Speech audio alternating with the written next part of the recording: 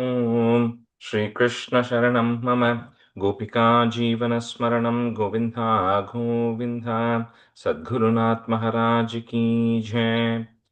शुक्लाम्भरधरं विष्णुं शशिवर्णं चतुर्भुजं प्रसन्नवदनं ध्यायेत् सर्वविघ्नोपशान्तये। नमो नमः सद्गुरुभ्यो नमो नमः। नमो नमः सद्गुरुभ्यो नमो नमः।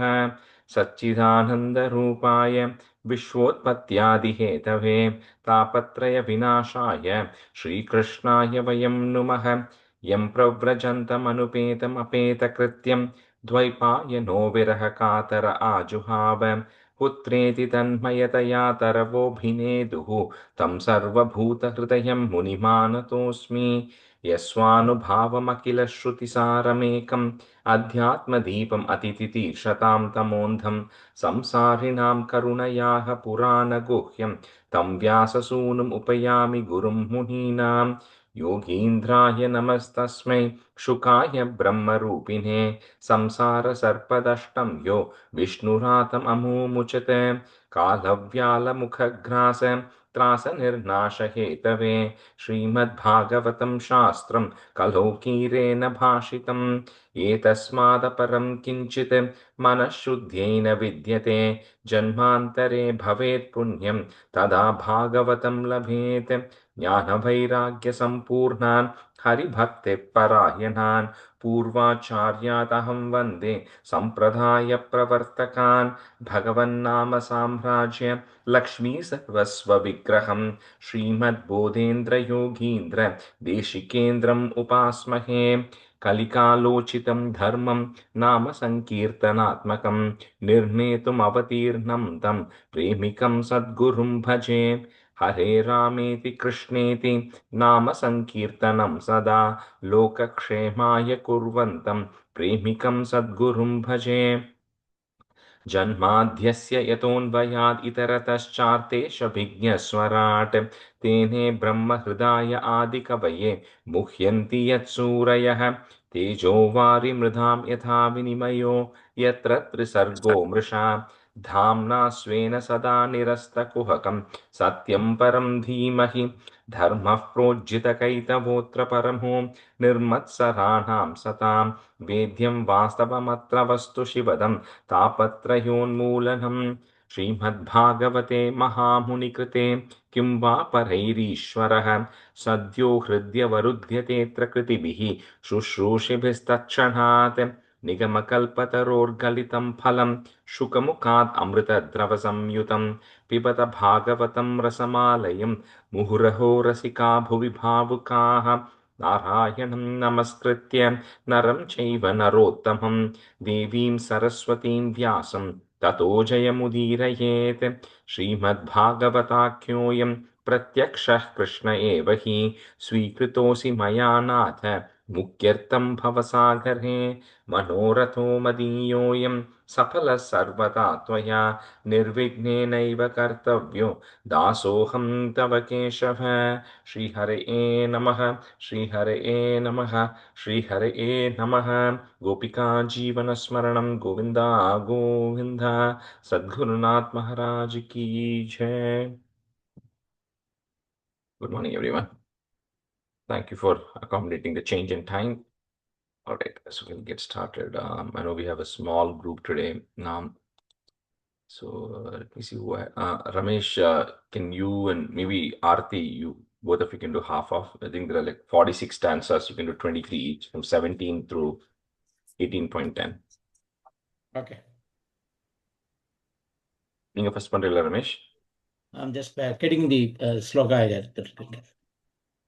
Chapter 17, right? 17 from 1 to 23. 1 to 23. Chapter 17, 1 to 23. Okay.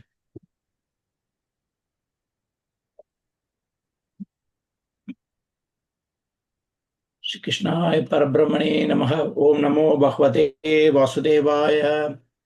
My Saptadashodhyayaha. Maitreya Uvacha. एवं स भगवान् वैन्य ख्यापितो गुणकर्मभिः सन्ध्यामासतैर्मुनिभिः तान् कामैः प्रतिभूज्यापि नन्द्य च. The second line, Chandayamasa, second line, first word. छन्दयामास तान् कामैः प्रतिभूज्यापि नन्द्य च. ब्रह्मण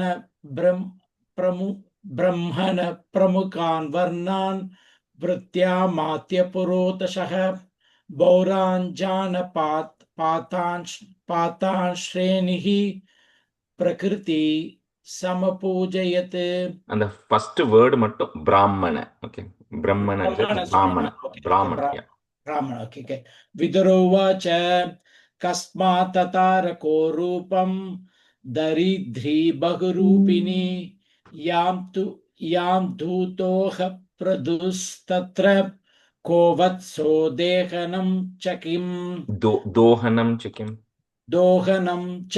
दोहनं च किं प्रकृत्या विषमा देवी कृता तेन समागतं तस्य मेत्यं हयं देवः कस्य हेतोरबाहरत् सनत्कुमारात् भगवतो ब्रह्मन् ब्रह्मविदुत्तमात् लब्ध्वा ज्ञानं स विज्ञानं राजर्षिकां कतिं कतः यश्चन्त्यापि कृष्णस्य भवान् भगवतः प्रभोः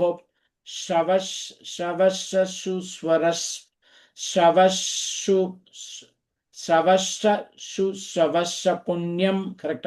Correct. Yeah. पूर्वतेह कथाश्रयं भक्त्या यमेनुकृत्याय तव चातेशजस्य च वक्तुमर्हसि योदुह्यत् वैन्यरूपेण कामिकम्. Gamimam. कामिमाम्. And the first word, Bhaktayamenurakthaya. भक्तायमेनुरक्ताय Yeah. तव चादोषजस्य च वक्तुमर्हसि योदुह्यत् वैन्यरूपेण कामिमाम्. सूतोवाच चोदितो विदुरेणैवं वसुदेवकथां प्रति प्रपश्यतां प्रीतमानः मैत्रेय प्रत्यभाषत. First line and the second after the comma word mattum Vasudeva. Vasudeva सुनेनो. Vasudeva. Maitreya उवाच यदाभिषिक्तप्रदुरङ्गपिब्रैः आमन्त्रितो जनता यश्च पालः प्रजानिरन्ते क्षिप्दृष्टयेद्य शुक्षामदेहा पदिमभ्यवोचयन्. இது டியூன் ஃபிக்ஸ் ஆல. Next line, Vayam Rajan Jhatarena Bhitapta Yatagnina Kotar.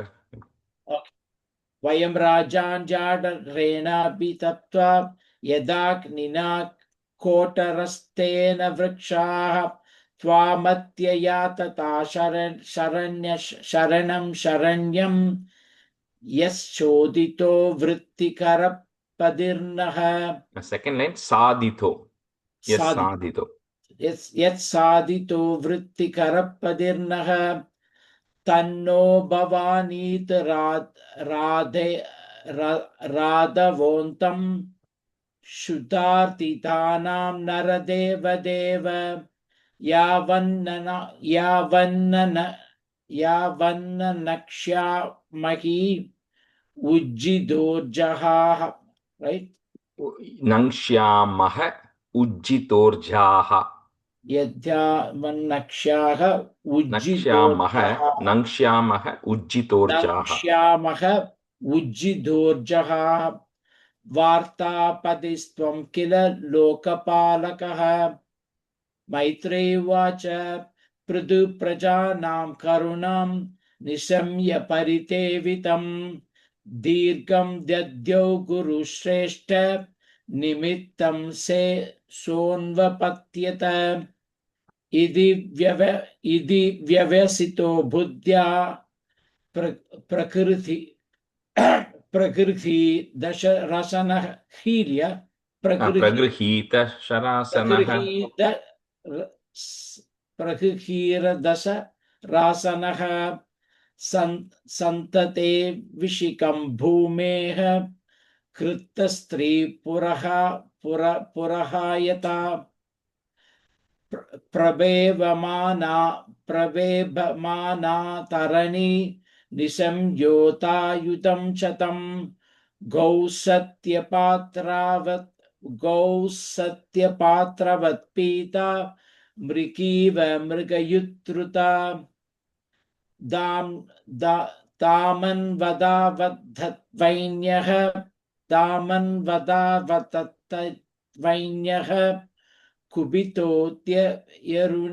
कुबितोऽयरुणे क्षणः शरं तनुषी सन्त्याय यत्र यत्र पलायते. And the second line, just one word, sandhaya.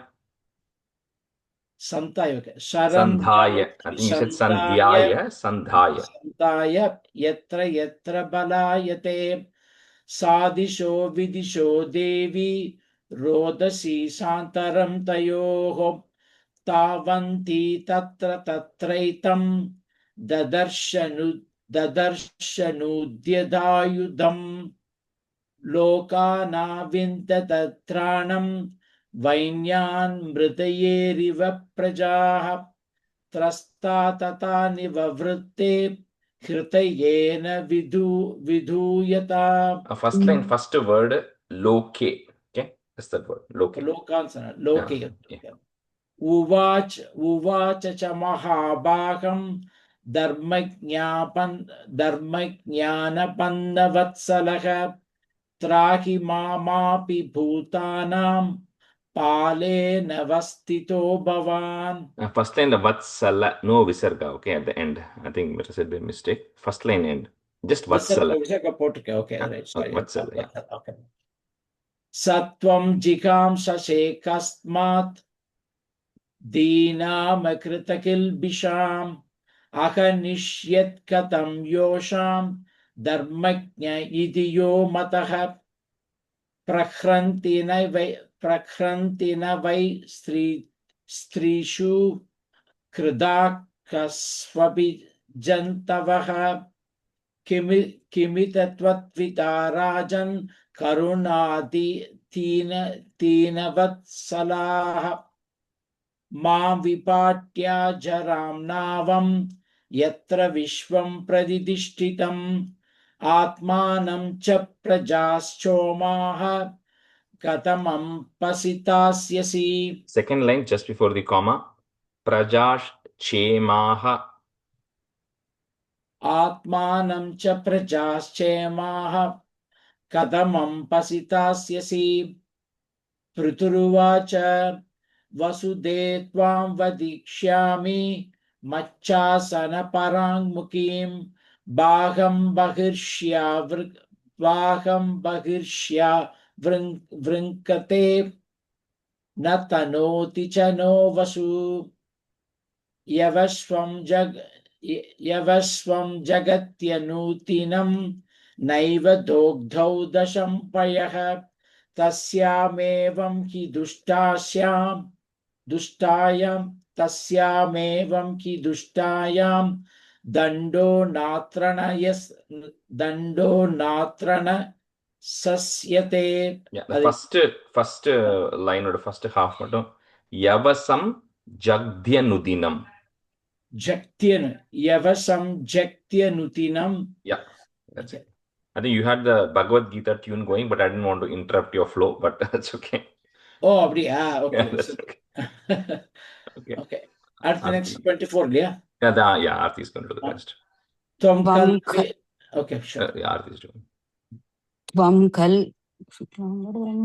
त्वं कल्वोषधिबीजानि प्राकृष्टानि स्वयं भुवा न मुञ्चस्यात्मरुद्धानि माम् अवज्ञाय मन्दधीः अमूषां क्षुत्परीतानाम् आर्तानां परिदेवितं शमयिष्यामि मद्बाणैः भिन्नायास्तव मेधसा पुमान् योषिदुथ क्लीबः आत्मसम्भावनो दमः भूतेषु निरनुक्रोशो नृपाणां तद्वधो वदः त्वां स्तब्धां दुर्मदां नीत्वा मायागां तिलशरैः आत्मयोगबलेनेमा धारयिष्याम्यहं प्रजाः एवं मन्युमयी मूर्तिं कृतान्तमिव बिभ्रतं प्रणता प्राञ्जलिः प्राह मही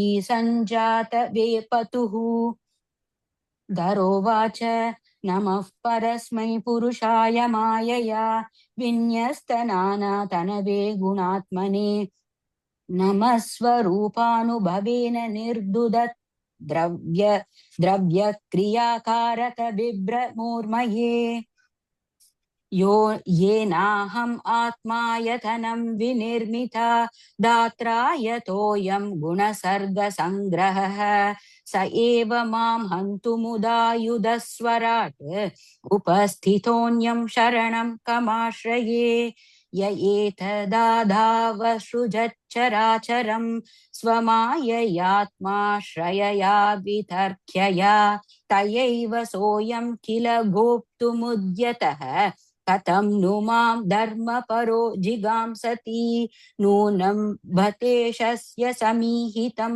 जनैः तन्मायया दुर्जयया कृतात्मभिः न लक्ष्यते यस्त्वकरोत् अकारयत् योनेक एकः परतश्च ईश्वरः सर्गादियोऽस्यानुरुणद्धिशक्तिभिः द्रव्यक्रियाकारकचेतनात्मभिः तस्मै समुन्नद्धनिरुद्धशक्तये नमः परस्मै पुरुषाय वेधसे स वै भवानात्मविनिर्मितं जगत् भूतेन्द्रियान्तःकरणात्मकं विभो संस्थापयिष्यन्न जमां रसातलात् अभ्युज्जहाराम्भस आदिसूकरः अपामुपस्थे मयि नाव्यवस्थिताः प्रजा भवानद्य रिरक्षिषु किल सवीरमूर्तिः समभूधराधरो यो मां पयस्युग्रशरो जिगांससि नूनं जनैरीहितमीश्वराणाम् अस्मद्विदैस्तद्गुणसर्गमायया न ज्ञायते मोहितचित्तवर्त्मभिः तेभ्यो नमो वीरयशस्करेभ्यः इति श्रीमद्भागवते महापुराणे पारमहंस्यां संहितायां चतुर्थस्कन्धे ऋतुविजये दरिद्रीनिग्रहो नाम सप्तदशोऽध्यायः। हरे नमः। अथ अष्टादशोऽध्यायः। मैत्रेय उवाच इत्थं पृथुम् अभिष्ठूय रुषा प्रस्फुरिताधरं पुनराहावनिर्भीता संस्तभ्यात्मानम् आत्मना सन्नीयच्छाभिभो मन्युं निबोध श्रावितं च मे सर्वतः सारमाधत्ते यथा मधुकरो बुधः अस्मिन् लोकेऽथवामुष्मिन् मुनिभिस्तत्त्वदर्शिभिः दृष्टा योगाः प्रयुक्ताश्च पुंसां श्रेयः प्रसिद्धये तानातिष्ठति यः सम्यक् उपायान् पूर्वदर्शितान् अवरश्रद्धयोपेत उपेयान् विन्दते ज्ञसा तान् अनादृत्य यो विद्वान् अर्थानारभते स्वयं तस्य व्यभिचरन्त्यर्थाः आरब्धाश्च पुनः पुनः पुरा सृष्टा ह्योषधयो ब्रह्मणा याभिषां पते पूज्यमाना मया दृष्टाः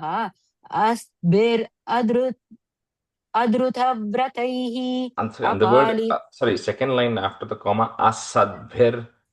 असद्भिरदृतव्रतैः अपालितानादृता च भवद्भिर्लोकपालकैः चोरीभूतेतलोकेऽहं यज्ञार्थे ग्रसम् ओषधीः नूनं ताभिरुदः क्षीणाः मयि कालेन भूयसा तत्र योगेन दृष्टेन भवानादातुमर्हति वत्सं कल्पय मे वीर येनाहं वत्सला तव दोक्ष्ये क्षीरमयान् कामान् अनुरूपं च दोहनम् दोग्धारं च महाबाहो भूतानां भूतभावन अन्नमीप्सितम् ऊर्जस्वत् भगवान् वाञ्छते यदि.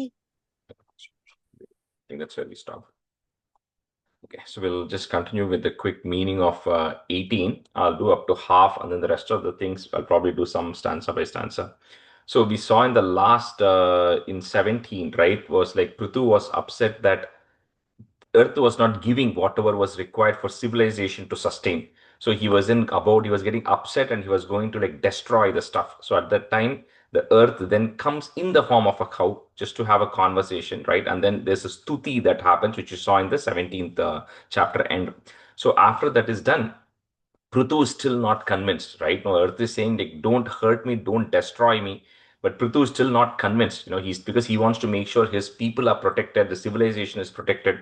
So at this time, the Earth then it gives a solution to Prithu.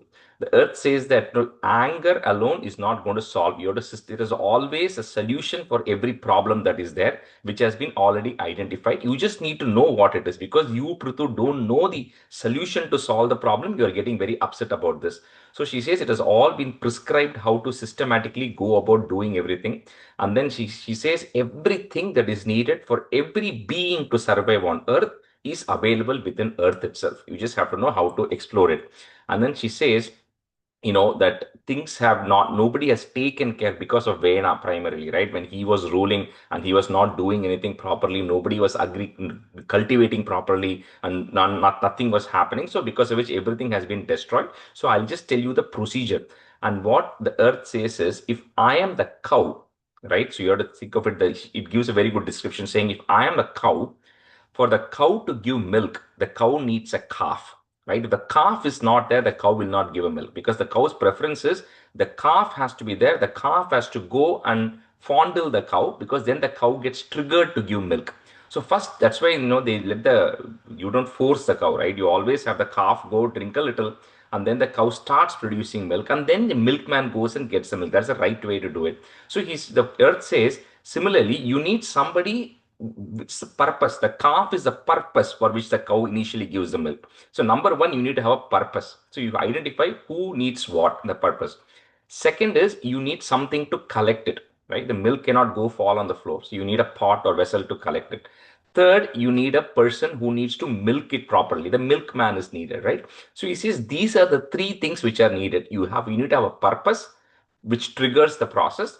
Then you need to have something to collect whatever is coming, which means whatever is coming out, you need a way to store it and use it. And third, you need a person who knows the process of how to do it, right? Those are the three steps for anything.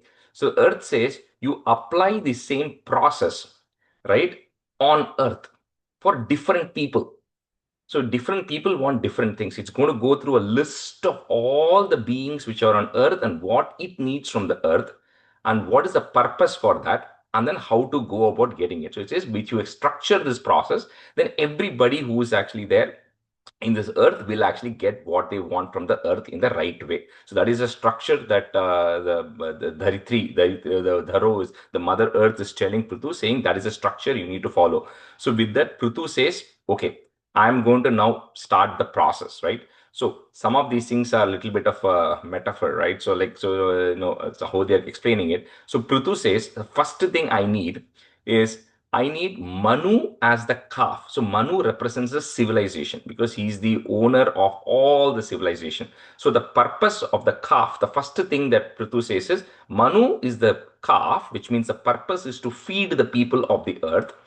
And then he says, I myself am going to be the vessel. My hands are going to be the vessel, which means is I myself am going to initiate the process. I myself am going to show the process of how to actually do it.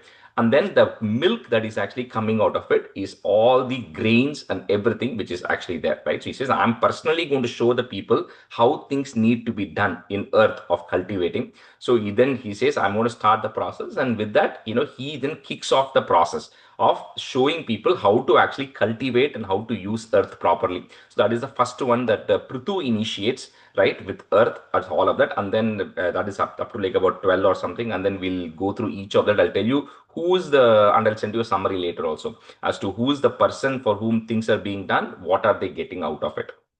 That is pretty much the rest of the chapter. So, okay, let's see who I had for today. Uma, you can be a student, and Jay Sri Shankar, you can be a student. So to start from 11. Okay. Samam cha kurumam rajan, comma, deva brishtam yathapayah, apartavapi bhadram te, comma, upavarteta me vibho. Samam cha kurumam rajan, deva brishtam yathapayah, apartavapi bhadram te, upavarteta me vibho. समां च कुरु मां राजन् देववृष्टं यथापयः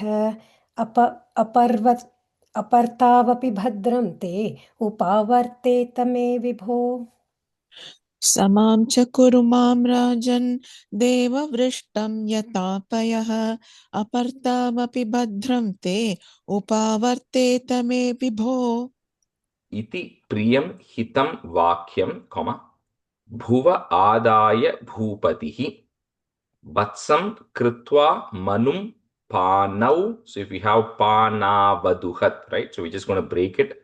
Panau, next word is aduhat sakalaushadhihi. इति प्रियं हितं वाक्यं भुव आदाय भूपतिः वत्सं कृत्वा मनुं पानौ अदुहत् सकलौषधीः. इति प्रियं हितं वाक्यं भुव आदाय भूपतिः वत्सं कृत्वा मनुं पाणौ अदुहत् सकलौषधीः इति प्रियं हितं वाक्यं भुव आदाय भूपतिः वत्सं कृत्वा मनुं पानौ अदूहत् सकलौषधीः. So here, this is what saying Panau, he is doing it with his own hands. That is the collection. So he's collecting everything. And then Manu, the Manu becomes the Vatsam, the calf. So Manu is the purpose, which essentially means everything is for the civilization. That's the first one. Tatha pare cha sarvatra, saram adhadate budhaha tatonye cha yathakamam, duduhuf prutu bhavitam. So once he shows the procedure for doing it, then every group which is there in this earth now goes and extracts, because each one needs different things from earth. So each one has a different purpose, and so they now follow the respective process from here on. Tatha pare cha sarvatra saramadadate buddhaha tatonye cha yatha kamam duduhuf pritubhavitam. यथा परे च सर्वत्र सारमाददते बुधाः ततोऽन्ये च यथा कामं दुदुहुः पृथुभाविताम् तथा परे च सर्वत्र सारम् आददते बुधाः ततोऽन्ये च यथा कामं दुदुहुः पृथुभाविताम्. Rishayo duduhur devim, Indriyeshvata, so just breaking at that ma, Indriyeshvata Sattama, Vatsam Brihaspatim Kritva, Payash Chandomayam Shuchi. So the first people who are doing as the rishis, so the rishi, what they're doing is they're putting Brihaspati as a half the part, which is knowledge, right? So what the rishis need is they don't need physical things like we need. So they need knowledge, and the pot, which is the collecting, the receiving equipment here, are the chandas, which is all the senses. So they're saying, from the earth, we can actually also get knowledge, not just material things like milk and grains and everything or whatever is available. It's also knowledge that you can actually get. And we'll see later on when the teachings from the 24, 23 gurus are going to come as to what you can learn from the earth, right? Which I won't talk about now. So for each of the senses, there are different lessons that the earth, you can get from the earth, which is what the rishis are using that to absorb all of that. ऋषयो दुदुहुर्देवीम् इन्द्रियेष्वतसत्तमः वत्सं बृहस्पतिं कृत्वा पयश्छन्दोमयं शुचि. ऋषयो दुदुहुर्देवीम् इन्द्रियेष्वथ सत्तमा वत्सं बृहस्पतिं कृत्वा पयश्छन्दोमयं शुचि ऋषयो दुदुः देवीम् इन्द्रियेष्वथ सत्तमा वत्सं बृहस्पतिं कृत्वा पश्यश्छन्दोमयं शुचि. Payash, second half. Payashchandomayam. न पयश्छन्दोमयं शुचि. Correct, yes. Okay, thanks. Kritva vatsam suraganam, comma, Indram somam aduduhan hiranmayena patrena, comma, virya mojo balam payaha. So suragana, so all the demigods. So the demigods also extract things from the earth. So they use Indra as the primary purpose because everybody is going to use their leader essentially. So they use Indra as their leader and then they get Soma out of the earth. कृत्वा वत्सं सुरगणाम् इन्द्रं सोममदूदुहन् हिरण्मयेन पात्रेण वीर्यमोजो बलं पयः. कृत्वा वत्सं सुरगणाम् इन्द्रं सोममदूदुहन् हिरण्मयेन पात्रेण वीर्यमोजो बलं पयः कृत्वा वत्सं सुरगणा इन्द्रं सोमम् अदूदुहन् हिरण्मयेन पात्रेण वीर्यमोजो बलं पयः. Rajesh, is it Suraganam or Gana? Suraganam im at the end. Oh, thank you. ராஜேஷி என்னோட்ல சுரகணாதான் போட்டிருக்கு. அப்படியா? Vatsam Suraganam only I have it as, yeah. Both Vatsam, Suraganam, Indram, Soma, all of them is ending with the im there. Rajesh, a quick question. Yeah. So Indra and all don't live in Earth, right? Then why? Yeah, they don't, but Indra they can coming also here? extract things from the earth.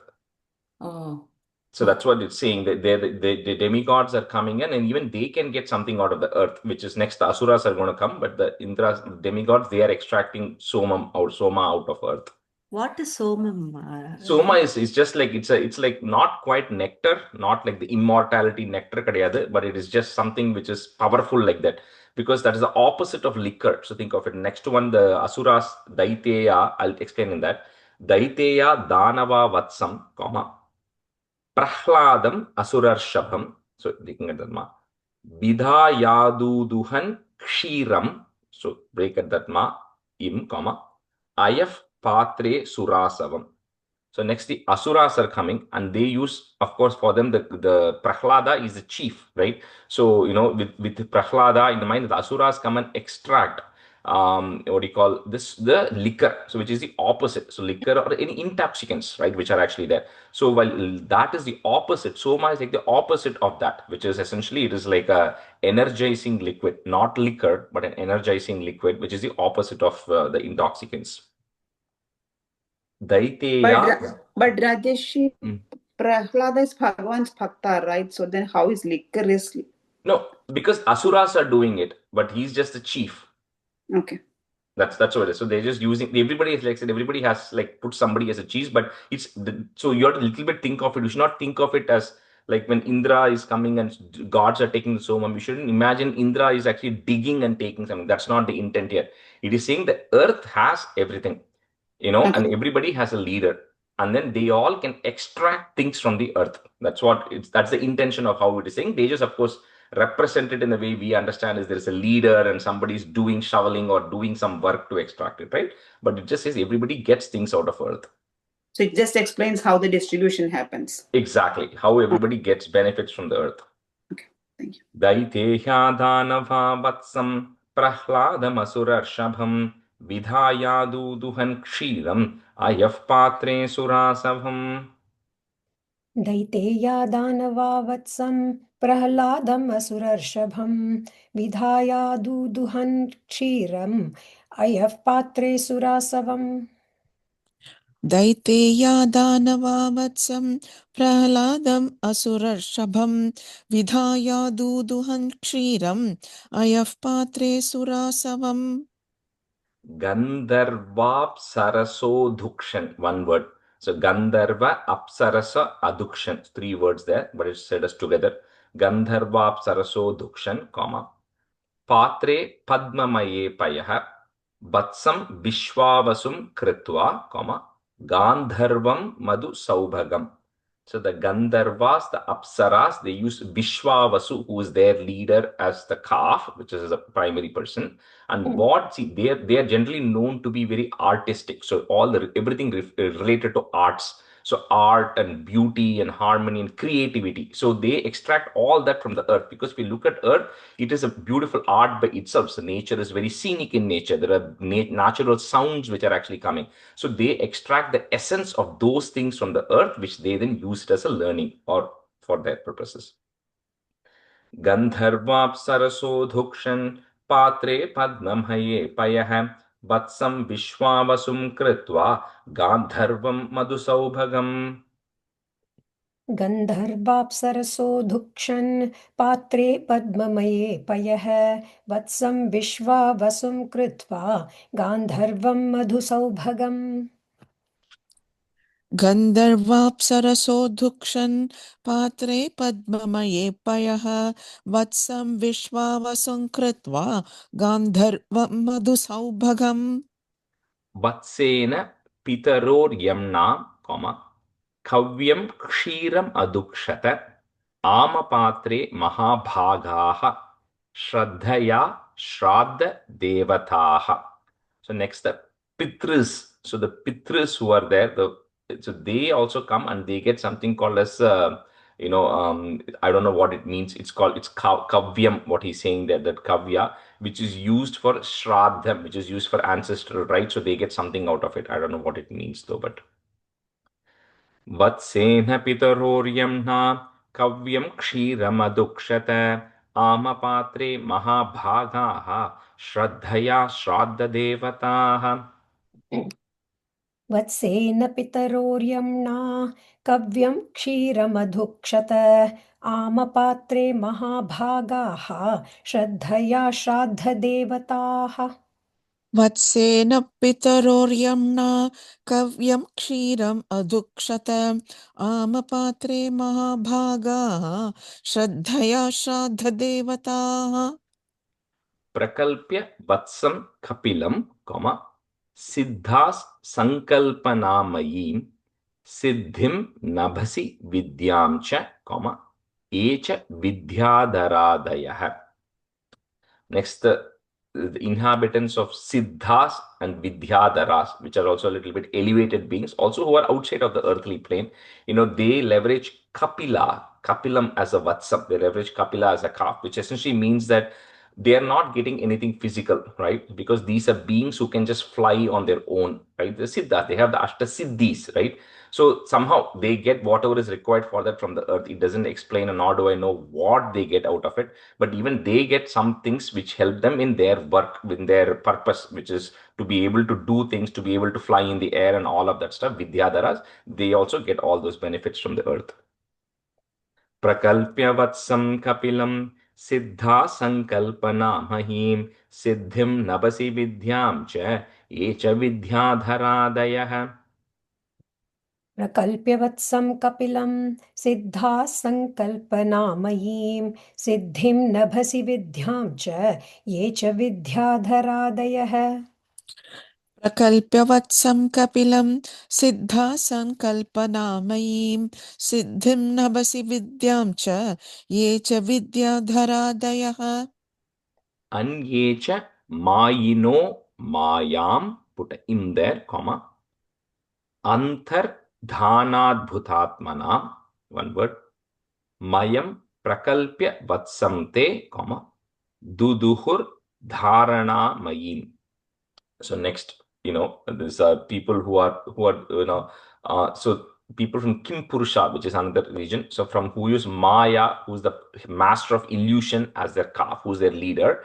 So they somehow also get all this illusory capability. So ability to make them invisible, ability for them to take different shapes. So all of that somehow they're getting it from the earth. Maybe the context of it. I don't have too much details on these things, but that's what they get out of it.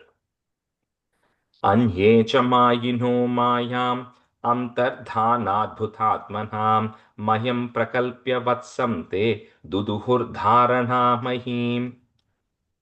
अन्ये च मायिनो मायाम् अन्तर्धानाद्भुतात्मनां मयं प्रकल्प्य वत्सं ते दुदुहुर्धारणामयीम् अन्ये च मायिनो मायाम् अन्तर्धानाद्भुतात्मनां मयं प्रकल्प्य वत्सन्ते दुदुहुर्धारणामयीम्.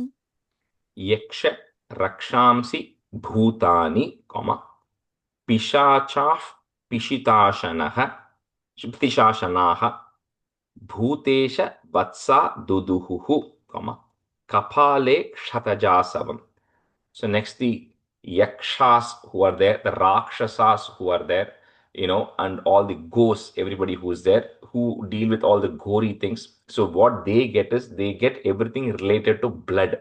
So, in the sense they can survive on this earth. No, doesn't mean it is physically coming from the earth. That means things in the earth, beings in the earth, or whatever, next the animals are going to come, which are going to kill each other, right? But the animals don't need anything outside of earth to survive. Animals don't have to cook, right? They get something what is available nature, right? So that's what it's telling here. These people, whatever they need, which are things from blood, that also they get from just living in the earth. यक्षरक्षांसि भूतानि पिशाचाः पिशिताशनाः भूतेश वत्सा दुदुहुः कपाले क्षतजासवम्. यक्षरक्षांसि भूतानि पिशाचाः पिशिताशनाः भूतेश वत्सा दुदुहुः कपाले क्षतजासवम् यक्षरक्षांसि भूतानि पिशाचास्पिशिताशनाः भूतेश वत्सा दुदुः कपाले क्षतजासवम्. तथा हयो दन्दशूकाः सर्पा नागाश्च तक्षकं विधाय वत्सं दुदुहुः. So visarga comma there. Next, the ear goes away. Bilapatre vishampayah. So the snakes, sarpa, nagas, the snakes, the poisonous animals, reptiles which are there, they make Takshaka as their chief because he is their leader, right? And then they draw poison, whatever they need because the snakes have to produce the poison, right? So whatever they need to produce the poison, whatever they have to consume, also they can survive on earth and then generate their poison. तथा हयो दन्दशूकाः सर्पा नागाश्च तक्षकं विधाय वत्सं दुदुहुः बिलपात्रे विशम्पयः. तथा हयो दन्दशूकाः सर्पा नागाश्च तक्षकं विधाय वत्सं दुदुहुः बिलपात्रे विशम्पयः तथा हयो दन्तशूकाः सर्पा नागाश्च तक्षकं विधाय वत्सं दुदुहुः बिलपात्रे विधाय वत्सं दुदुहुः बिलपात्रे विशम्पयः. पशवो यवसं क्षीरं वत्सं कृत्वा च गोवृषम् अरण्यपात्रे चाधुक्षन् मृगेन्द्रेण च दंष्ट्रिणः. So 23-24 little bit connected. So 23 it says the four-legged animals which has been categorized. You have the animals which are the herbivorous animals like cows and bulls and everything.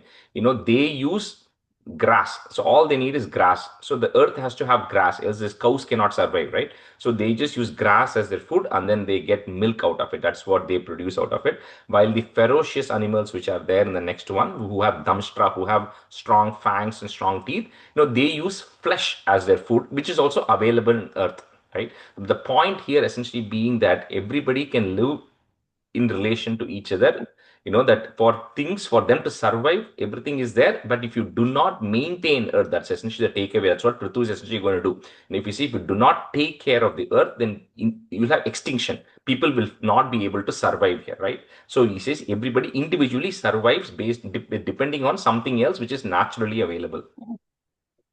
Pashavo yavasam kshiram, vatsam kritva cha govrisham, aranyapatre chadukshan, mrigendrena cha damstrinaha. Pashavo yavasam kshiram, vatsam kritva cha govrisham, aranyapatre chadukshan, mrigendrena cha damstrinaha. पशवो यवसं क्षीरं वत्सं कृत्वा च गोवृषम् अरण्यपात्रे चादुक्षन् मृगेन्द्रेण च दंश्रिणः पशवो यवसं क्षीरं वत्सं कृत्वा च गोवृषम् अरण्यपात्रे च दुक्षन् मृगेन्द्रेण च दंष्ट्रिणः क्रव्यादाः प्राणिनः क्रव्यं, दुदुहुः स्वे कलेवरे सुपर्ण वत्सा बिहगाः. The ish goes away. Visarga comma. Charam chacharameva cha. Kravyadah praninih kravyam duduhu sve kalemare suparna vatsa bihagaha charam chacharameva cha. क्रव्यादाः प्राणिनः क्रव्यं दुदुः स्वे कलेवरे सुपर्णवत्साभिहगाः चरं चाचरमेव च क्रव्याधाः प्राणिनः क्रव्यं दुदुः स्वे कलेवरे सुपर्णवत्स विहगाः चरं चाचरमेव च Batavatsa vanaspatayah, Pritagrasamayam, one word, Pritagrasamayam payah, Girayo himavad vatsaha, put a visarga comma, Nana dhatun swasanushu. So I'll do one more because it was two are combined. Batavatsa vanaspatayah, Pritagrasamayam payah, Girayo himavad vatsaha, Nana dhatun swasanushu. वटवत्सा वनस्पतयः पृथग्रसमयं पयः गिरयो हिमवद्वत्साः नानाधातून् स्वसानुषु वट And the last sorry word, Uma, Swasanushu. स्वसानुषु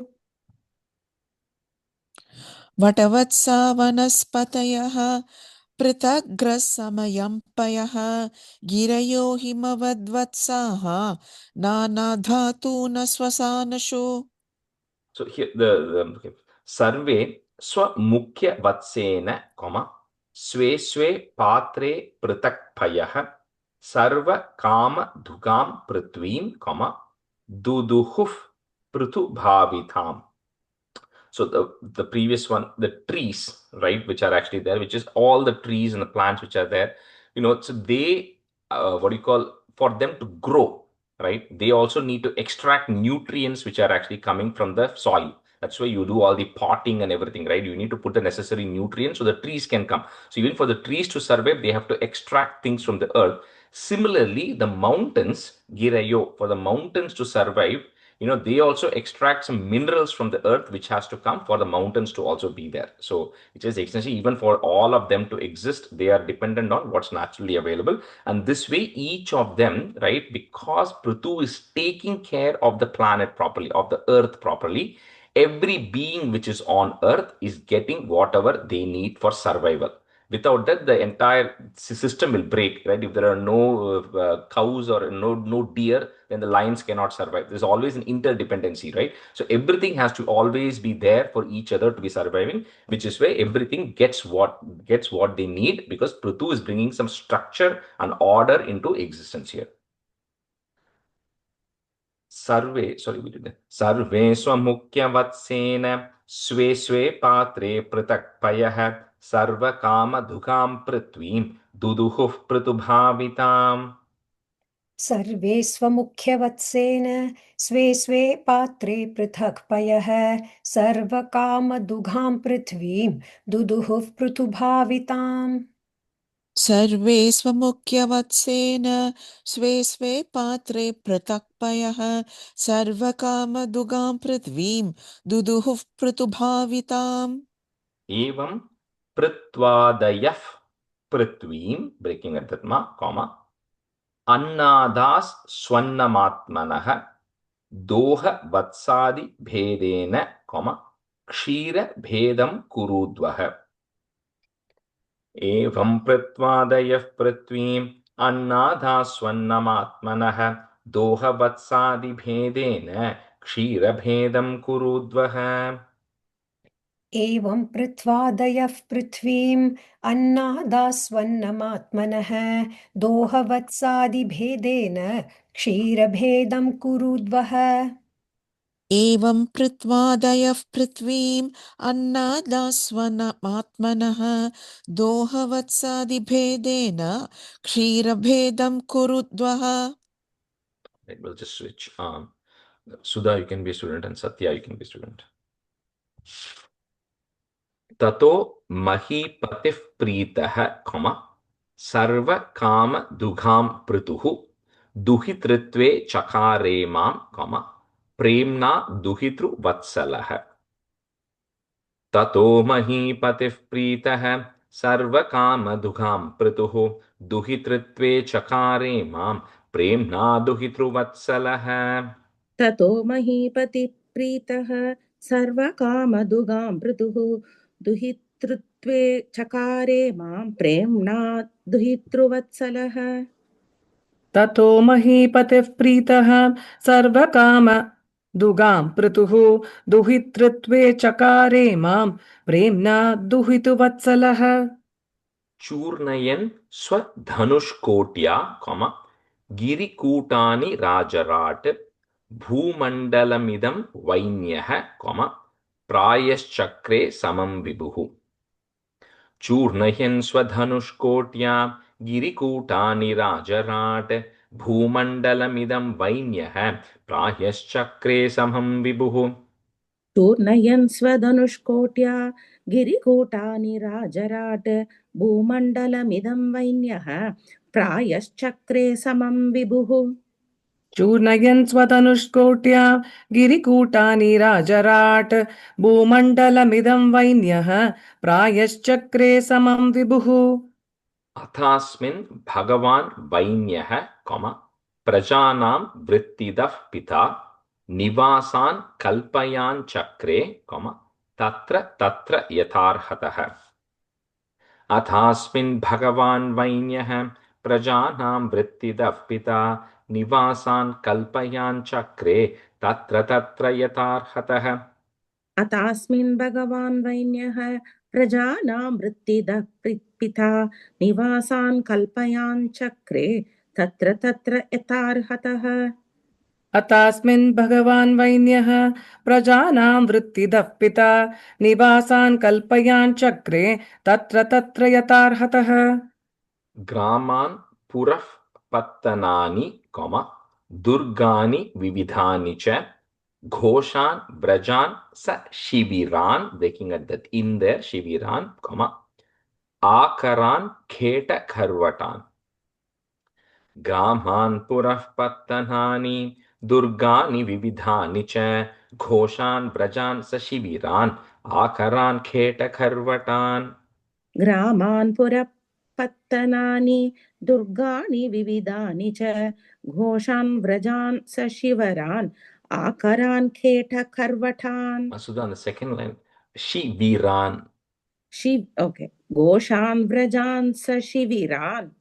आकरान् खेटखर्वटान् ग्रामान् पुरः पत्तनानि दुर्गानि ताने दुर्गाणि दुर्गानि विविधानि च घोषान् व्रजान् सशिविरान् आकरान् केटकर्वठान् प्राक् पृथोरिह नैवैषा पुरग्रामादिकल्पना यथा सुखं वसन्ति स्म तत्र तत्राकुतो भयाः प्राक् पृथोरिह नैवैषा पुरग्रामादिकल्पना यथा सुखं वसन्ति स्म तत्र तत्राकुतो भयाः प्राक्पृतोरिह नैवैषा पुरग्रामादिकल्पना यथा सुखं वसन्ति स्म तत्र कुतो भयाः प्राक्पृतोरिह नैवैषा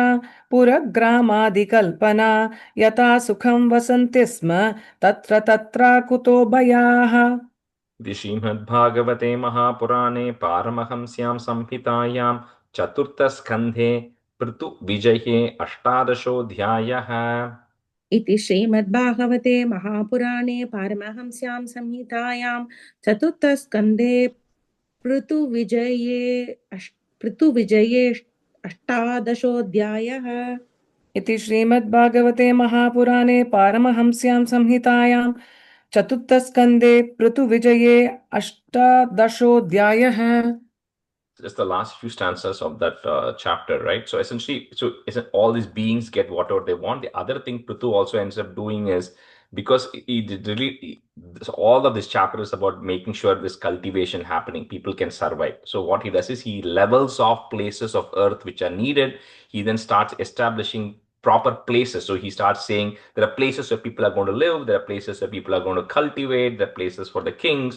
So he starts bringing some organization and structure. That's why Pura Grama. So he starts saying there are villages where people, farm and all of that. And there are places where the kings and cities where everybody lives, merchants. So he's bringing some structure to the civilization, because of which everybody is happy. And then Prithu also is in love with Mother Earth. That's the main takeaway, because in the beginning of this chapter, he was angry, but then he says you should not be angry at Mother Earth, because Mother Earth is the one which gives everything you need. So you need to take care of it like your mother or like a daughter, however you want to interpret that, and then you have to protect it, because it gives everything you need. You don't need anything else outside of what is available, because in one of the words, even the Aushadhi, medicine. So even the medicine you need is coming from this. So if you use it properly, then you get everything from here. That is the takeaway from that chapter. Okay, now we'll move forward. The difference, another thing of Prithu. The Ekonna Vimshodhyayah, Maitreyo Vacha, Atha Dikshata Rajatu, Haya Medha Shatena Saha, Brahmavarte Manoho, say that Visarga, Manoho Kshetre, Yatra Prachi Saraswati. Maitreyo Vacha, Atha Dikshata Rajatu, Haya Medha Shatena Saha, Brahmavarte Manoho Kshetre, Yatra Prachi Saraswati. Maitreya उवाच अथादीक्षतराजा तु हयमेधशतेन सह ब्रह्मावर्ते मनोः क्षेत्रे यत्र प्राची सरस्वती मैत्रेय उवाच अतादीक्षतराजा तु हयमेधशतेन सह ब्रह्मावर्ते मनोः क्षेत्रे यत्र प्राची सरस्वती. तदभिप्रेत्य भगवान् कर्मातिशयम् आत्मनः शतक्रतुर्न ममृषे पृतोर्यज्ञमहोत्सवम्. तदभिप्रेत्य भगवान् कर्मातिशयमात्मनः शतक्रतुर्न ममृषे पृतोर्यज्ञमहोत्सवम्. तदभिप्रेत्य भगवान् कर्मातिशयमात्मनः शतक्रतुर्न ममृषे पृतोर्यज्ञमहोत्सवम्. तदभिप्रेत्य भगवान् कर्मातिशयम् आत्मनः शतक्रतुर्न ममृषे पृतोर्यज्ञमहोत्सवम्. यत्र यज्ञपतिः साक्षात् भगवान् हरिरीश्वरः अन्वभूयत सर्वात्मा सर्वलोकगुरुः प्रभुः.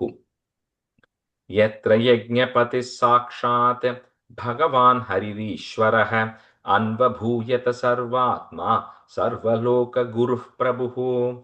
यत्र यज्ञपतिः साक्षात् भगवान् हरिरीश्वरः अन्वभूयत सर्वात्मा सर्वलोकगुरुः प्रभुः. यत्र यज्ञपतिः साक्षात् भगवान् हरिरीश्वरः अन्वभूयत सर्वात्मा सर्वलोकगुरुः प्रभुः. अन्वितो ब्रह्म शर्वाभ्यां लोकपालैः सहानुगैः Upagiyamano gandharvaihi. So visarga comma there. Next word ir goes away. Munibhish chapsaroganaihi. Anvito brahma sharvabhyam lokapalai sahanugaihi. Upagiyamano gandharvaihi. Munibhish chapsaroganaihi. अन्वितो Brahma शर्वाभ्यां लोकपालैः सहानुगैः उपगीयमानो गन्धर्वैः मुनिभिश्चाप्सरोगणैः अन्वितो ब्रह्मशर्वाभ्यां लोकपालैः सहानुगैः उपगीयमानो गन्धर्वैः मुनिभिश्चाप्सरोगणैः Siddha Vidyadhara Daityaha. Add a visarga there. Daityaha. Danava Guhyakadayaha. Sunanda Nanda Pramukhaha, comma, Parshada Pravara Harehe. Siddha Vidyadhara Daityaha. Danava Guhyakadayaha. Sunanda Nanda Pramukhaha. Parshada Pravara Harehe. सिद्धा विद्याधरा दैत्याः दानवा गुह्यकादयः सुनन्दनन्दप्रमुखाः पार्षदा प्रवरा हरेः सिद्धा विद्याधरा दैत्याः दानवा गुह्यकादयः सुनन्दनन्दप्रमुखाः पार्षदप्रवरा हरेः Kapilo Narado Datto, comma, Yogeshasanakadayah Tamanviyur Bhagavataha. So add a visarga Bhagavataha, comma, Yecha Tat Sevanotsukaha. Kapilo Narado Datto Yogeshasanakadayah Tamanviyur Bhagavataha Yecha Tat Sevanotsukaha. कपिलो नारदो दत्तो योगेशः सनकादयः तमन्वीयुर्भगवताः भागवताः ये च तत्सेवनोत्सुकाः कपिलो नारदो दत्तो योगेशाः सनकादयः तमन्वीर्यभागवताः ये च तत्सेवनोत्सुकाः Second line, first word. Tam anviyur bhagavataha. तमन्वीयुर्भागवतः Yeah. Yatra dharma dugha bhumihi, comma, sarva kama dugha sati, dogdhe smabhipsitan arthan. If you want to break it, that na there. Smabhipsitan arthan, comma, yajamanasya bharata. Yatra dharma dugha bhumihi sarva kama dugha sati dhogdismabhipsitan arthan yajamanasya bharata.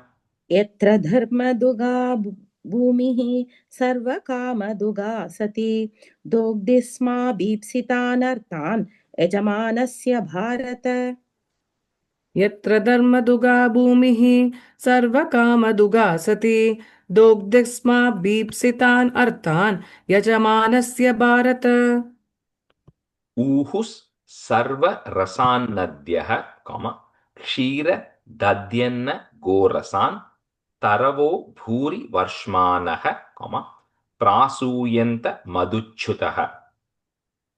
Uhus sarva rasannadyah kshira dadyanna gorasan taravo bhuri varshmanah prasuyanta maduchyutah. ऊहुः सर्वरसान्नद्यः क्षीरदद्यन्न घोरसान् थरवो भूरि वर्ष्माणः प्रायुसन्तमदुच्युतः प्रासूयन्तरे प्रासूयन्तमदुच्युतः उहुः सर्वरसान्नद्यः क्षीरदद्यन्न तरवो भूरिवष्माणः प्रासूयन्तमदुच्युतः Sindhavo ratna nikaran, comma, girayonnam chaturvidham upayanam upajahruhu, comma, sarve loka sapalakaha. Sindhavo ratna nikaran गिरयोन्नं चतुर्विधम् उपायनम् उपाजह्रुः सर्वे लोकाः सपालकाः. सिन्धवो रत्ननिकरान् गिरयोन्नं चतुर्विधम् उपायनमुपाजह्रुः सर्वे लोकाः सपालकाः. सिन्धवो रत्ननिकरान् गिरयोन्नं चतुर्विधम् उपायनम् उपाजह्रुः सर्वे लोकाः सपालकाः. इति चाधोक्षजेशस्य. So it's a cha adhokshaja ishasya. 3 words there. So chaadhokshajeshasya, comma. Pritostu paramodayam asuyan bhagavanindraha, comma. Pratighatam achikarat. Breaking at that ma. इति चाधोक्षजेशस्य पृतोस्तु परमोदयम् असूयन् भगवानिन्द्रः प्रतिघातम् अचीकरत्. इति चादोक्षजेशस्य पृतोस्तु परमोदयम् असूयन् भगवानिन्द्रः प्रतिघातम् अचीकरत्. इति चादोक्षजेशस्य पृतोस्तु परमोदयम् असूयन् भगवानिन्द्रः प्रतिघातम् अचीकरत्. चरमेनाश्व मेधेन, यजमाने यजुष्पतिम् वैन्ये यज्ञ पशुं स्पर्धन्, double न break put in there, स्पर्धन् अपोवाह तिरोहितः. Charamen. Sorry, Ajay. And the Spardhan, two nala, oru na only we are going to put. Yeah, you make it becomes a in. First end of the first one will be a in, and the second one will start with the a. Apovaha tirohitah. Okay, thanks. Charamhenashvamedhena yajamane yajushpatim vainye yajna pashum spardhan apovaha tirohitah. चरमेनाश्वमेधेन यजमाने यजुष्पथम् वैन्ये यज्ञपशुं स्पर्धन् अपोवाह तिरोहितः. चरमेनाश्वमेधेन यजमाने यजुष्पतिम् वैन्ये यज्ञपशुं स्पर्धन् अपोवाह तिरोहितः. Pause here. So I'll say a quick summary so far on the rest of the stuff. So that previous one is over. And if you remember when the what do you call his court people did a stuti in 16, they said various things that Prithu is going to accomplish. One of the things he said is he's going to milk the earth, which is what we saw in that 18. The next thing they said is he's going to perform 100 Ashwamedha Yajnas on the banks of the river Saraswati. So that's how this starts with. Saying Prithu, now that everything was under control, he starts performing Ashwamedha Yajnas at a place called Brahmavarta, which is along the banks of the Saraswati river, which was very famous. It came in Swayambhuva Manu's time also. He also resided there and did a lot of good things there in that place.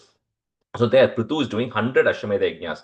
So when he does all these yajnas, it says that all the right people were present when Prithu was doing it, to the extent that if you remember in Daksha Yajna, when the first time when Daksha insulted Shiva and everybody, it said Brahma and Vishnu, Narayana were not present there. But later on, when all of those things got resolved, Narayana, who's the Yajna book, the one who's the consumer of all of the things that we offer, was present there towards the end of Daksha Yajna. But when Prithu is doing it, right, for the 100th time, Narayana is there. All the Siddhas are there, Vidyadharas are there, all the Daityas, Asuras, everybody is there when Prithu is performing it, right? That's why it has all those names. Kapilo, Narado, Sanakadayaha, all the Sanat Kumaras, everybody is there, all the Bhagavatas, everybody is there attending the 100th Ashwamedha Yajna that Prithu is performing. So now he's performing the 100th one right now. And when the story is going to happen, right? So he's performed 99, he's doing the 100. Now, when all of that, anytime somebody is, like we said, Indra is a title, right? It's a role. It's not the name of a person. You can perform 100 Ashwamedha Yajnas and then you can become Indra, the next Indra. So anytime somebody is kind of getting to that point, Indra always gets a little shaky. It's going to happen when Mahabali is going to perform, and then it's going to happen in Prithu Charitram. And so here in Prithu is performing the 100, Indra is getting the current Indra then, is getting a little worried that his position is in trouble, right? That this Prithu will become the next Indra. So anyway, so right now he's worried, but all these things are happening where Prithu is performing it, all the great Sanaka rishis, everybody is there, and then it talks about how everybody is coming and participating in the yajna by giving different things, right? It talks about how all the rulers are coming, how the cows are giving things, milk and everything required for the yajna. Everything is going fine, right? And Prithu is about to complete this 100th Ashwamedha yajna with blessings from everyone. So at that time, when it's about to get complete, Indra, who's now very envious of this, he comes invisibly and then he steals the horse, which is actually there. Now, why does it matter that he steals the horse? Because according to the Ashwamedha Yajna procedures, what you have in the beginning, you need to have at the end. Okay, so you start with a particular horse, you need to have that horse at the very end as well. So if the horse disappears, then it feels like you're not following the rule. So what this Indra does is he comes and steals the horse. Now, how he steals it is he dresses himself as if he's a sannyasi. Okay, so it'll come in the in 12 or something, 12, 13. Anyway, he dresses himself first as a sannyasi, to come and steal it. Now, it says very clearly, Bhagavatam beautifully tells this is written whenever, right? And this Prithu Charitram happened whenever. It says Indra is showing irreligion because you cannot dress up as a sannyasi because people think you are a very religious person. But if you're not a religious person and you're dressing up like a sannyasi, that is absolute cheating. So, which Indra does. And Indra does, he comes and steals the horse and then he takes it to his Indralokam through space. When he's taking it, Atri, who is the rishi, he comes to know this Indra has come and stolen the horse. So he goes and tells Prithu's son, saying that Indra has stolen the horse. So you go, he's traveling in space. You also go in space. You go locate that Indra wherever he is right now. He tells where Indra is going right now and go bring that horse back. So this Prithu's son goes there. When he goes, he catches hold of this person, one person, and he catches hold of that person. But he says this person is dressed up like a sannyasi. If this person is dressed up like a sannyasi, he's not going to commit all these atrocious things of stealing. So Prithu's son thinks it's not Indra, and he's not the person stealing the horse. He comes back. When he comes back, Atri Muni says, why did you not catch him and get the horse? He says, I found that person you said, but he's a sannyasi. I'm not going to do anything to a sannyasi. Then I'm committing crimes. He says, no, it's Indra who's disguised like that. So when Prithu's son gets upset, he follows Indra again. And then this time he realizes Indra is dressed like that. He chases him. And then Indra, then what he does is he abandons. He gets scared of Prithu's son, who's very powerful. And then he gets scared. And then Indra runs away, right? And then Prithu's son gets back the horse back. So in one of the stanzas in 18, it'll call us Vijitashva. So if we go look at 18 last word, Vijitashva iti prabho. So Ashwa is horse, Viji is winning over. So the one who conquered the horse and brought it back from Indra. So that becomes Prithu's son's name. So this is a long story. This is the first half of the story. So Indra steals the horse once. He's dressed up like a sannyasi with all the clothes that he's dressed up like a sannyasi. He has ashes all over his body and everything. But somehow the Prithu's son identifies him for the second time and brings back the horse. He's going to steal it again, the second half. So we'll switch here for the last round. Sundari, you can be a student, and let me see who else I had.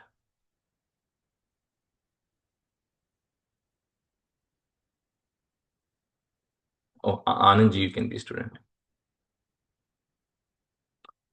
Tamatrir Bhagavanaikshat, Twaramanam Vihayasa Amuktamiva Pakhandam, Yo Dharme Dharma Vibramaha. So if you look at that word, Yo Adharme Dharma Vikramaha. So he is performing Adharma dressed up as somebody who's supposed to perform Dharma.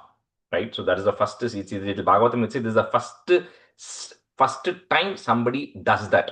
And then it sets a precedent for, and the Shuka will say that it sets a precedent, Maitreya will say it sets a precedent for a lot of people to follow later, who then dressed up like sannyasis, but actually are not sannyasis or who don't do the right things. Indra was the first person who did that, to show the path for it. Rajesh, this is the in Ramayana, the Lavakucha also steals the Ashwamedha horse, right? And the Ramayana, and the horse, and the final horse, Lavakusha, I don't know who steals it, but yeah, the horse also goes roaming, Lavakusha steals it, I think. You're right, yeah. That happens after before. Good. the Lavakucha thing, it comes after or before? I don't remember exactly, but I know the horses go roaming and they go to the ashramam and all of the Sanat Kumar, multiple things. I don't remember the exact thing. Yeah, but something like that happens as well. Yeah, I think in Ramayana, they're not stealing Yeah, actually.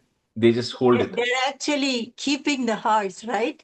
Because Yeah, then Lakshmana and all go. They're catching the horse. They're catching the horse because they don't know the horse is wandering. So, and then they grab the horse and keep it in the ashramam of Valmiki, and then Lakshmana and everybody come to take the horse back, something like that. So, तमत्रिर्भगवानैक्षते त्वरमानं विहाय सा आमुक्तमिव पाखण्डं यो धर्मे धर्मविभ्रमः. तमत्रिर्भगवानैक्षत त्वरमाणं विहाय सा आमुक्तमिव पाखण्डं यो धर्मे धर्मविभ्रमः. तमत्रिर्भगवानेष त्वरमाणं विहाय स आमुक्तमेव पाखण्डं यो धर्मे धर्मविभ्रमः. अत्रिना चोदितो हन्तुं पृथु पुत्रो महारथः अन्वधावत संक्रुद्धः इस् goes away विसर्गा संक्रुद्धः तिष्ठ तिष्ठेति चाब्रवीत्. अत्रिना चोदितो हन्तुं पृथुपुत्रो महारथः अन्वधावत संक्रुद्धः तिष्ठ तिष्ठेति चाब्रवीत्. अत्रिना चोदितो हन्तुं पृथुपुत्रो महारथः अन्वधावत संक्रुद्धः तिष्ठ तिष्ठेति चाब्रवीत्. अत्रिना चोदितो हन्तुं पृथुपुत्रो महारथः अन्वधावत संक्रुद्धः तिष्ठ तिष्ठेति चाब्रवीत्. तं तादृशाकृतिं वीक्ष्य मेने धर्मं शरीरिणं जटिलं भस्मनाच्छन्नं तस्मै बाणं न मुञ्चति. So bhasma is ashes and all over his body. So because of which Prithu's son does not hurt him. तं तादृशाकृतिं वीक्ष्य मेने धर्मं शरीरिणं जटिलं भस्मनाच्छन्नं तस्मै बाणं न मुञ्चति. तं तादृशाकृतिं वीक्ष्य मीने धर्मं शरीरिणं जटिलं भस्मनाच्छन्नं तस्मै बाणं न मुञ्चति. तं तादृशाकृतिं वीक्ष्य मेने धर्मं शरीरिणं जटिलं भस्मनाच्छन्नं तस्मै बाणं न मुञ्चति. बधान् निवृत्तं तं भूयो हन्त वेत्रिरचोदयत् जहि यज्ञहनं तात महेन्द्रं विबुधाधमम्. बधान् निवृत्तं तं भूयो हन्त वेत्रिरचोदयत् जहि यज्ञहनं तात महेन्द्रं विबुधाधमम्. बधानिवृत्तं तं भूयो हन्त वेत्रिरचोदयत् जहि यज्ञहनं तात महेन्द्रं विबुधाधमम्. बधानिवृत्तं तं भूयो हन्त वेत्रिरचोदयत् जहि यज्ञहनं तात महेन्द्रं विबुधाधमम्.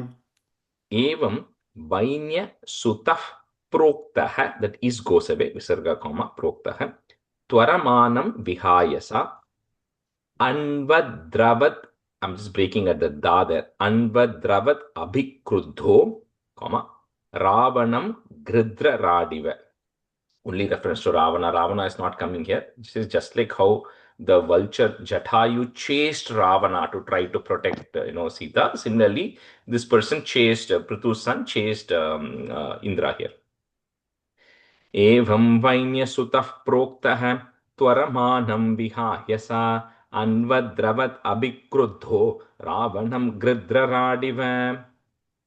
एवं वैन्यसुतः प्रोक्तः त्वरमाणं विहाय सा अन्वद्रवत् अभिक्रुद्धो रावणं गृध्रराडिव. एवं वैन्यसुतः प्रोक्तः त्वरमाणं विहाय सा अन्वद्रवत् अभिक्रुद्धो रावणं गृध्रराडिव.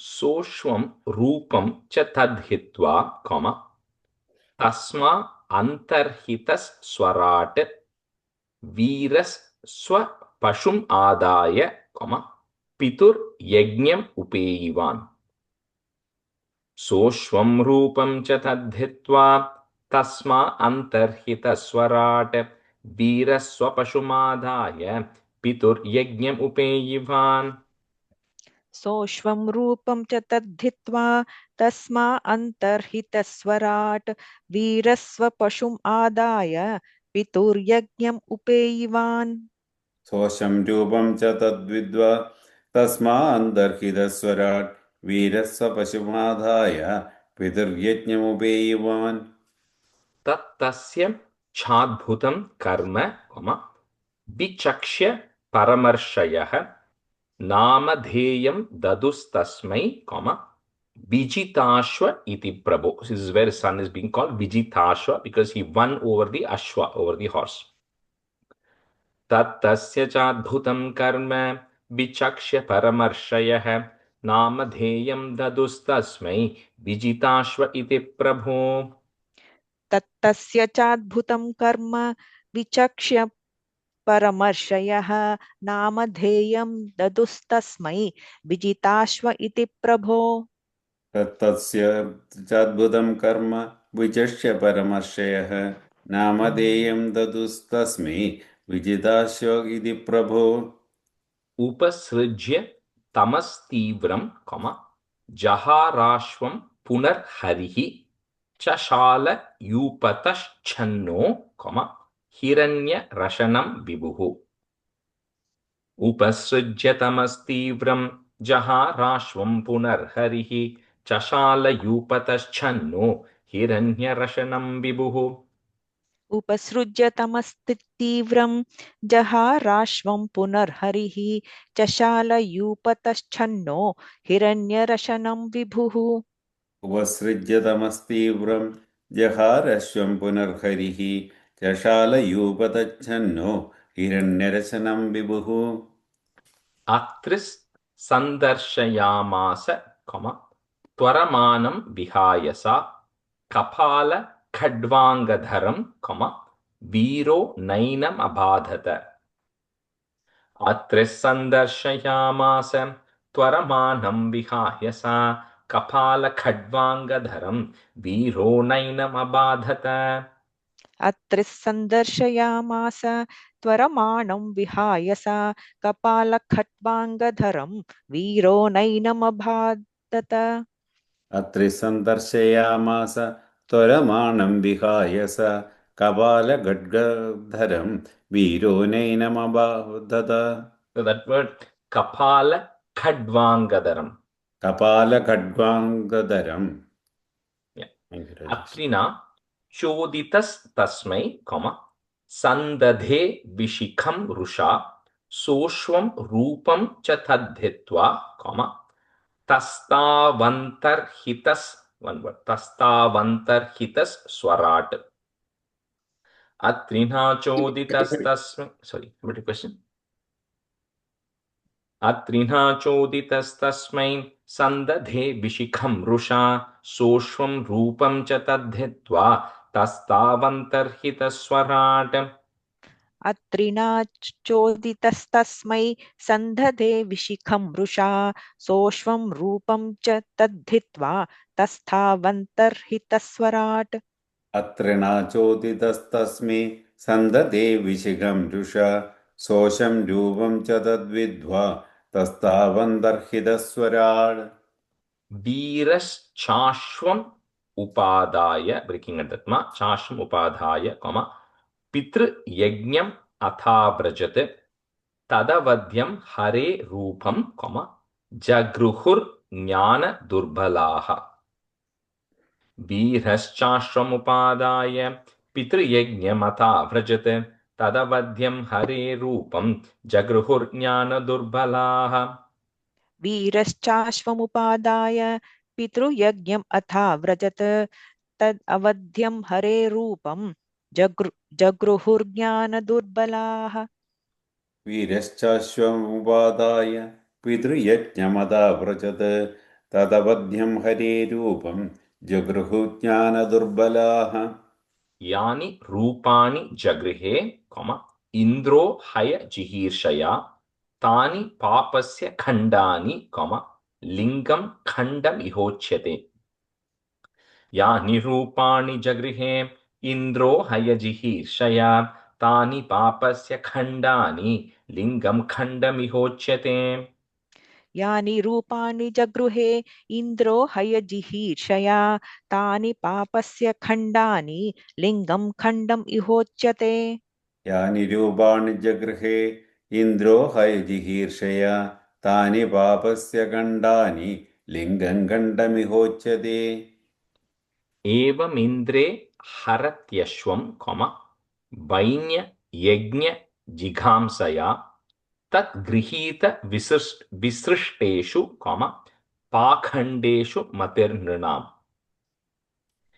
एवमिन्द्रे हरत्यश्वं वैन्ययज्ञजिघांसया तद्गृहीत विसृष्टेषु पाखण्डेषु मतिर्नृणाम् एवम् इन्द्रे हरत्यश्वं वैन्ययज्ञजिघांसया तद्गृहीत विसृष्टेषु पाखण्डेषु मतिर्नृणाम् एवमिन्द्रे हरत्यश्वं वैन्ययज्ञजिघांसया तद्गृहीतविसृष्टेषु पाखण्डेषु मतिर्नृणाम् धर्म इत्युपधर्मेषु नग्न रक्तपटादिषु प्रायेण सज्जते भ्रान्त्या पेशलेषु च वाग्मिषु धर्म इत्युपधर्मेषु नग्नरक्तपटादिषु प्रायेण सज्जते भ्रान्त्या पेशलेषु च वाग्मिषु धर्म